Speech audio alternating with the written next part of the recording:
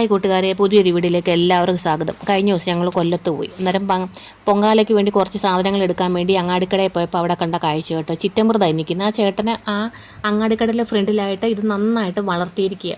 നമുക്ക് വീട്ടിലും വളർത്താൻ പറ്റും. ഇതിൻ്റെ തണ്ട് നല്ല മൂത്ത തണ്ട് നോക്കി വളർത്തിയാൽ മതി, നട്ടാൽ മതി, നന്നായിട്ട് കിളിക്കും. പിന്നെ ആയുർവേദത്തിൽ ചിറ്റമൃതം എന്ന പേര് ഒരു വള്ളിച്ചെടിയാണ്. ആരോഗ്യ ഗുണങ്ങളുടെ ഒരു കലവറ തന്നെയാണ്. പിന്നെ രോഗപ്രതിരോധ ശേഷി വർദ്ധിപ്പിക്കുന്നതിനും ചുമ, ജലദോഷം, ആസ്മ, ശ്വാസകോശ രോഗം ഇവ കുറയ്ക്കുന്നതിനും പിന്നെ വിട്ടുമാറാത്ത പനി, ഡെങ്കിപ്പനി, മലേറിയ തുടങ്ങിയ അവസ്ഥകൾക്കും ചിറ്റമൃതം വളരെ ഗുണകരമാണ്. പനിയൊക്കെ വരുമ്പോൾ നമുക്ക് പ്ലേറ്റ്ലെറ്റ്സ് ഒക്കെ കുറയുമല്ലോ, കൗണ്ട് കുറയുന്നതിനും ഇത് ഒരുപാട് സഹായകമാണ്. പിന്നെ ദഹന സംബന്ധമായ പ്രശ്നങ്ങൾക്കും ഗ്യാസ് കുറയ്ക്കാനും കുടലിൻ്റെ ആരോഗ്യം മെച്ചപ്പെടുത്തുന്നതിനും ഇത് ഒരുപാട് നല്ലതാണ്. പിന്നെ രക്തത്തിലെ പഞ്ചസാരയുടെ അളവ് കുറയ്ക്കാനും ചിറ്റമൃതം ഒരു കഴിവുണ്ടെന്നാണ് പറയുന്നത്.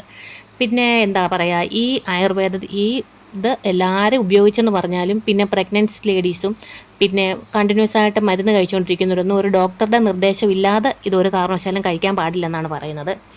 പിന്നെ മാനസിക സമ്മർദ്ദം കുറയ്ക്കുന്നതിനും ഉത്കണ്ഠ കുറയ്ക്കാനും പിന്നെ ഓർമ്മശക്തിയൊക്കെ വർദ്ധിപ്പിക്കുന്നതിനുമൊക്കെ ബെസ്റ്റാണെന്നാണ് ഞാൻ ഗൂഗിളിൽ നോക്കിയപ്പോഴും അങ്ങനെയൊക്കെയാണ് പറയുന്നത്.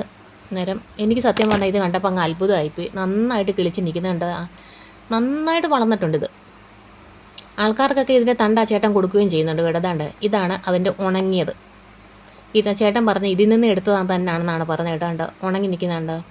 ഇത് ആൾക്കാർക്ക് കൊടുക്കുകയും ചെയ്യുന്നുണ്ട്, ആൾക്കാർ വാങ്ങിച്ചുകൊണ്ട് പോവുകയും ചെയ്യുന്നുണ്ട്. നേരെ നിങ്ങൾ എന്താ പറയുക, ഈ ചെടിയൊക്കെ മിക്കയിടത്തും കാണുമായിരിക്കണം. എന്നാലും നിങ്ങൾ കൊല്ലം പറണിക്കായി പോകണമെങ്കിൽ കാണാൻ കേട്ടോ, ഒരു ആയുർവേദ അങ്ങാടിക്കടയിലുണ്ട്. അപ്പം അടുത്തൊരു വീഡിയോ ആയിട്ട് വീണ്ടും കാണാം.